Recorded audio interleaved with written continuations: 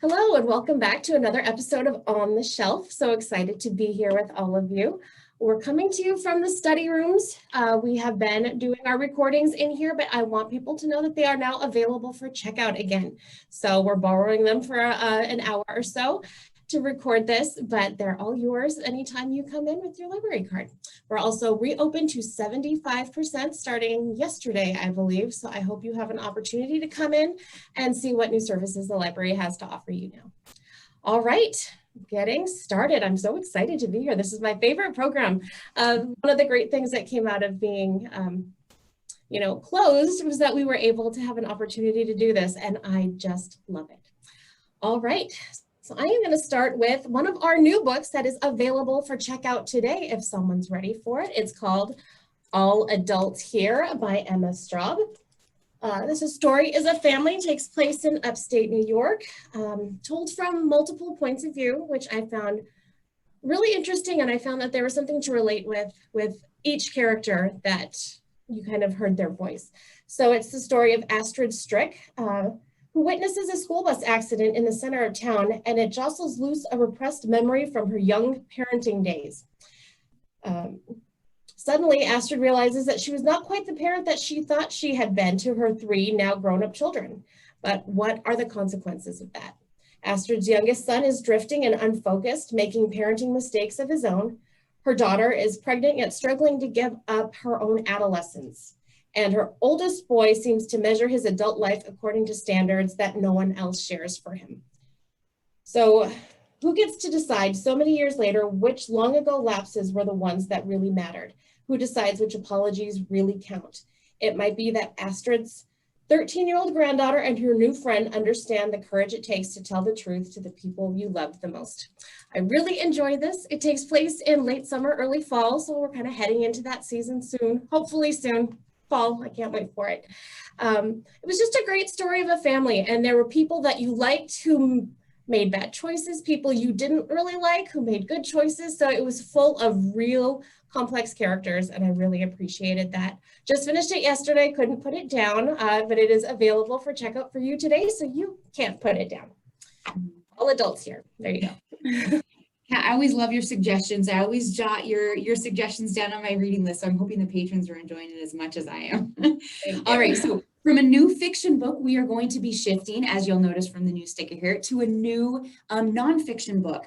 I have been eyeing this one myself, really looking forward to reading it. So I haven't yet, but I also wanted to present the opportunity for our patrons who might also find it interesting. So this one is called Disability Visibility: First-Person Stories from the 21st Century, edited by Alice Wong. And I wanted to read just a bit from the back here, some of the points that I found really quite interesting and a draw on for this. So 1 in 5 people in the United States lives with a disability. Some are visible, others less apparent, but all are underrepresented in media and popular culture. I really wanted to highlight this book today because we just recognized the 30th anniversary of the Adults with Disabilities Act, having passed in 1990. This book is an anthology of writers across the spectrum. It includes blog posts, manifestos, eulogies, congressional testimonies, and beyond. And the thing that I really liked about the structure, having read about how it's set up, is the book is divided into 4 sections. The first being is writing that explores the daily challenges of living with a disability. Section number 2, called Becoming, is writing that focuses less on defining a specific disability and more on how the contributors have figured out how to follow a life-affirming path. I mean, important for any of us, regardless of what our situation is, right? The third section is titled Doing, and it displays the remarkable accomplishments that affect the writers and society at large. And lastly, the fourth section, Connecting, illuminates how people labeled disabled find ways to transcend isolation. I also like that the author at the end of this book provides a suggested reading list for additional reading and media, things like podcasts, so that if you're interested in learning more, you can use that as a jumping off point. So I was definitely keeping my eye on this one, and I hope everyone else finds it as interesting as I thought it sounded. So Disability Visibility is my first suggestion today. What a great choice. Okay, my next one is Songs The Songs of Willow Frost by Jamie Ford. This one is an older title that's out on our shelf. I believe it was published in 2013. A lot of people may have read his Hotel on the Corner of Bitter and Sweet, which was a wonderful book. I have another one by him as well. I haven't read this one, but I read enough to know that he's a pretty safe bet. So this story is set against the backdrop of Depression-era Seattle. Songs of Willow Frost is a powerful tale of two souls, a boy with dreams for his future and a woman escaping her haunted past, both seeking love, hope, and forgiveness. 12-year-old William is a Chinese-American boy living in Seattle's Sacred Heart Orphanage ever since his mother's listless body was carried away from their small apartment 5 years ago.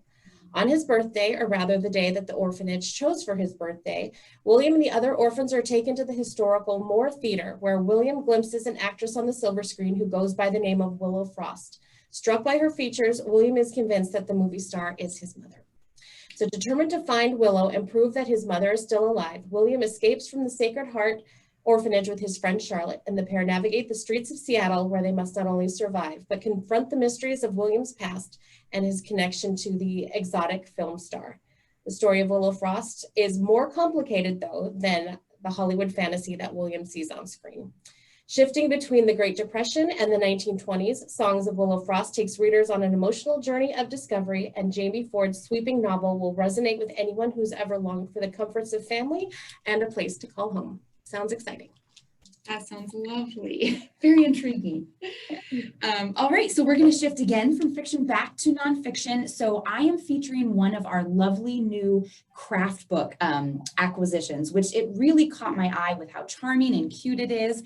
I thought this would be good not only for adults that are interested in crafting themselves, but parents who may have some papier-mâché crafts for their kids, whether it's school or with friends coming up. I thought this might be a nice handy guide to that too. So the second book I'm featuring here is Papier-Mâche, a step-by-step guide to creating more than a dozen adorable projects by Sarah Hand.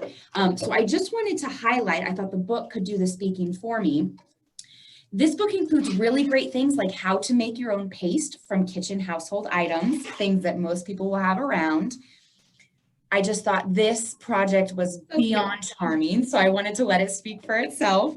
And then I will also show you this sheet that has a lot of the dozen different projects you can do. Everything from coat hangers and how to decorate those, to bird statues, homemade bracelets, and everything in between. I think it's a really great how-to with guided step-by-step pictures, as it mentions. And again, not only fun for someone that has either done papier-mâché before or is interested in getting into it, but good for parents, as it might be a good guide for those working with kids, or if you want to have the whole family be involved. So definitely one of our newer fun craft books. So I hope you'll take a look. That looks fantastic. All right, the last book I've chosen today is one of my all-time favorites, Rebecca by Daphne du Maurier. I've probably read this one at least 12 times at least, easily. It's an amazing book. It was one of the first psychological thrillers. It's from a long time ago. I can't even remember when it was published. Let me just double check on that.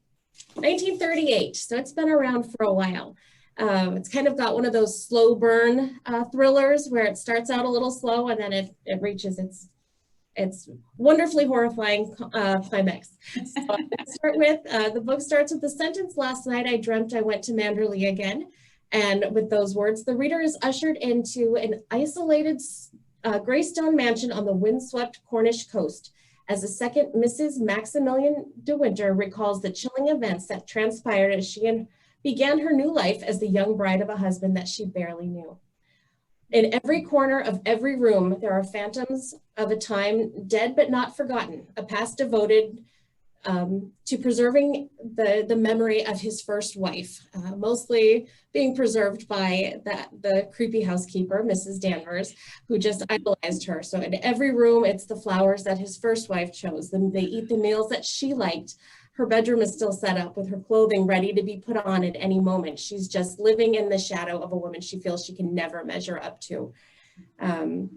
But with eerie presentiment of evil tightening in her heart, the second Mrs. de Winter walks in the shadow of her mysterious predecessor, determined to uncover the darkest secrets and shattering truths about Maxim's first wife, the late and hauntingly beautiful Rebecca.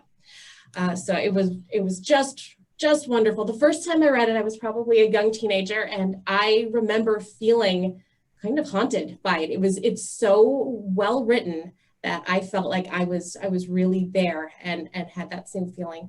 One of the interesting things about this book is the main character has no first name. The wife has one, the ex-wife named Rebecca, but the new wife is unnamed. And so it made you feel like you could step into her shoes because she was only the second wife.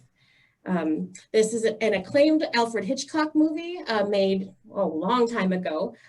There's a newer remake starring Lily James. This book is the winner of the best novel of the century, and it was a PBS Great American Read Top 100 pick. It is a classic. It is devastatingly, wonderfully creepy, and I just hope everyone enjoys it as much as I do. I love it. Knowing that the new remake, which I remember seeing, has come out recently, Kat, what a great way for people to go straight to the source, right? To read the original, to compare and contrast if they like to watch things. Yes, and it's a very descriptive book. So it describes this amazing mansion that they live in on the coast of England, and also the wilderness that surrounds it. And so it's just, I feel like I'm there. It's a really fun, amazing book. Amazing. And can I ask you one more question about that, Kat? I know you said it, you said you've read it multiple times, starting when you were a teenager and going throughout your life. Have you found that you pick up really different things from it, depending on, you know, what chapter in your life you are, whether it's getting older, catching things that you didn't the first time? Is it kind of a changing experience? Usually, but the scenes come so fast that I just find myself like, oh, I can't wait for this part. I can't wait for this. So it's just amazing. I can't wait to read it again, actually. Maybe I'll take this one home with me. Yeah. Sounds like a great one to revisit for sure. All right. So last but not least, I am going to be suggesting one that I have read recently, actually. This is one of our new adult graphic novels that we recently acquired. Just to remind everyone, you know, over the closure, we got some great new titles in the graphic novel section. It is moved a little bit. So the next time you're in the library, please ask library staff, because we would love to show you what we have to offer in that section. So the one that I'm suggesting today is called Crowded, written by Christopher Sebela, with art by Rose Stein and Ted Brandt primarily. I love this graphic novel. The reason that I wanted to suggest it today is because I know a lot of our patrons really enjoy thrillers, mystery, and suspense fiction books. And I think this is a perfect crossover, you know, of that genre into the adult graphic novel. So you get all of the same themes and tones and exciting bits, but it's put to art as well, which I absolutely love. So the premise of this story is that the world runs on an economy of job shares and apps. Not far off from what the world is now, but the primary narrative in this story is that our pink-haired character here gets a hit put out on her via an app called Reaper, meaning anyone that's part of that app gets her photo and says, this is the bounty on her head. Throughout the adult graphic novel, we're trying to figure out why a bounty was put on her head, who exactly she is, what her past is made up of. And early in the graphic novel, she hires Vita here, who used to be a Secret Service agent. There's a little bit in her past that's also a bit mysterious. And she hires her to protect her from all of these essentially bounty hunters that are after her. So just like the craft book, I'm gonna let the book do a little bit of talking for me. I just wanted to show you a couple of segments here of how cool this art is, how colorful, how varied. Let me go ahead and just one here, and how stylish. Volume 1 takes place in Los Angeles, and there are really a lot of different cool sections, you know, exploring the city. There's even this great part with the library that's very interesting. You know, the library having been the most democratic area in society. Now that looks a little bit different in this near futuristic world, but kind of protecting those same principles. I just think it's fabulous.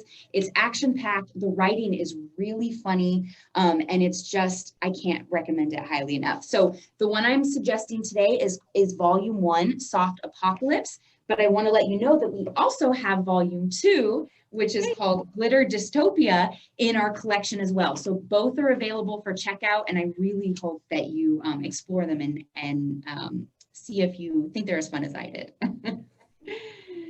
All right, so that is brings us to the end of our On the Shelf edition for today. Thank you so much for joining us.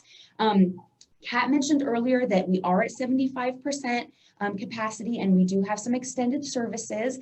Since you all are watching this on YouTube, I just wanted to send the reminder that we will continue some virtual programming. So please keep checking our page as we will have new content there. And you can also check our website calendar on tularepubliclibrary.org, our website, because we will begin to have more modified in-person programming on offer as well.